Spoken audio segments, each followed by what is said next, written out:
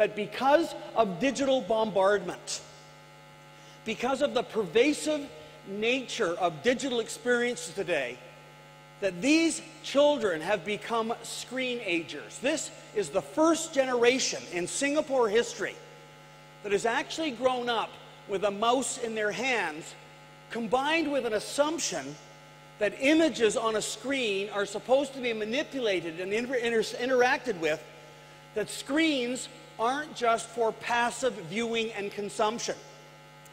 These children have become, as Mark Prensky describes in his writing, digital natives who have grown up in the new digital landscape. And as a result of that, digital is their language of choice. You see, these kids are DFL. They speak digital as a first language. It is their native language. They were born into it. You see, the problem is that people of our generation and of our parents' generations are not digital natives. We don't speak digital as a first language. Do you understand that we are digital immigrants? We're immigrants because we come from another country. We come from a non-digital world. We come from a time and a place before digital technology, and as a result of that, many of us have old country traditions and assumptions about how the world works. You see, here's the problem. While these children are DFL, we speak DSL. We speak digital as a second language.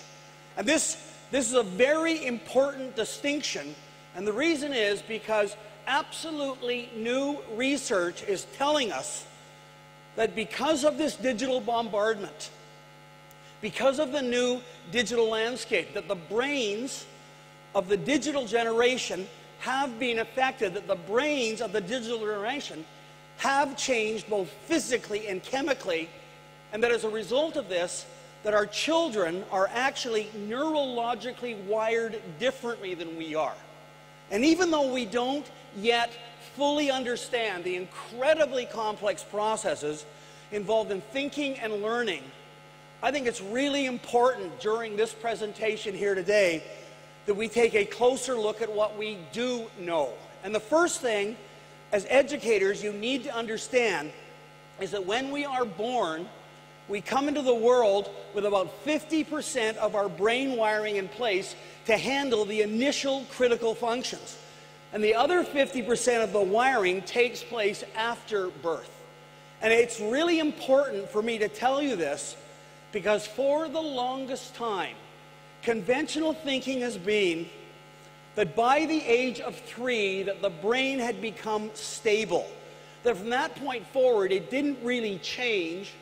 That by the age of 3, we then had a fixed number of brain cells, which then started to die off one by one with no appreciable new cell growth. And a result of that is that there was a long-standing assumption that by the age of 3, we all had fixed memory, we all had fixed mental processing power, we all had fixed intelligence, that basically you were stuck with what you were born with. And by the way, this was believed to be the case for all brains, regardless of race, regardless of culture, regardless of experience, that we all used the same. Here they are right here.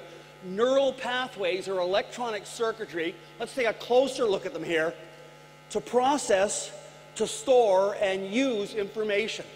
However, in the past few years, almost all of those beliefs have been shown to be completely wrong. They've been able to use new scanning technologies that have been able to demonstrate that, on the contrary to our long-standing assumptions, that the brain is actually highly adaptive, it's highly malleable, and that our brains are constantly reorganizing themselves structurally throughout life based on 2 different factors. The first one is input and experience, and the second one is the intensity and the duration of those experiences. Now this is very, very important, because what this means is that you actually can change memory capacity. You can change processing power. You can change neural circuitry.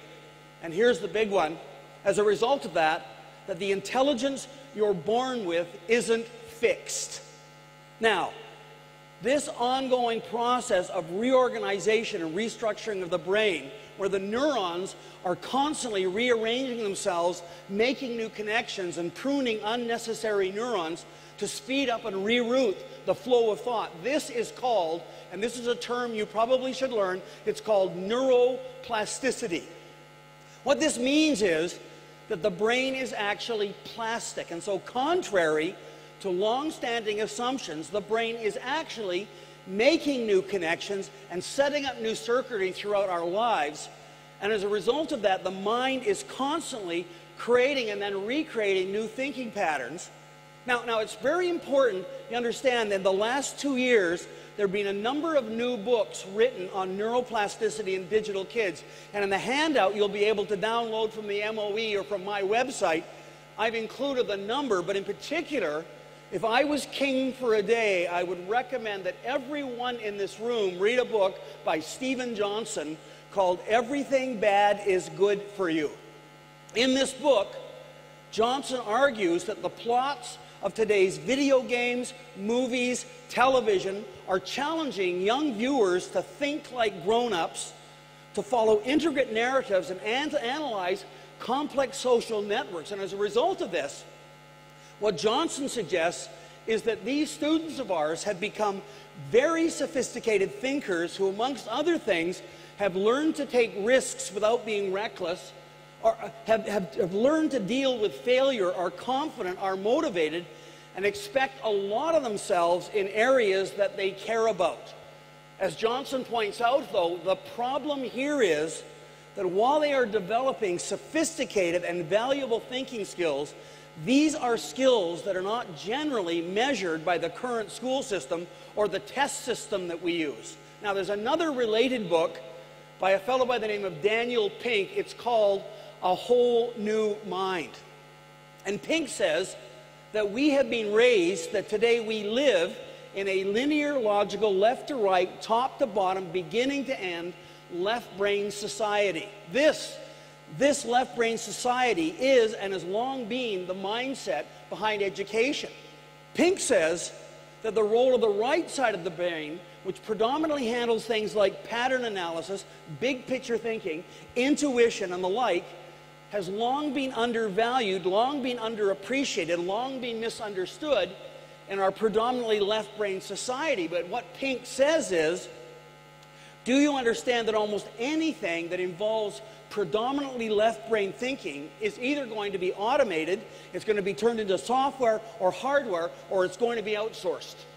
And as a result of that, if our children are going to survive, let alone thrive in the culture of the 21st century, if our kids are not just going to be prepared for they're going to be prepared for their future, not our past, that we as educators need to help them learn how to use both hemispheres effectively to be able to use a whole new mind.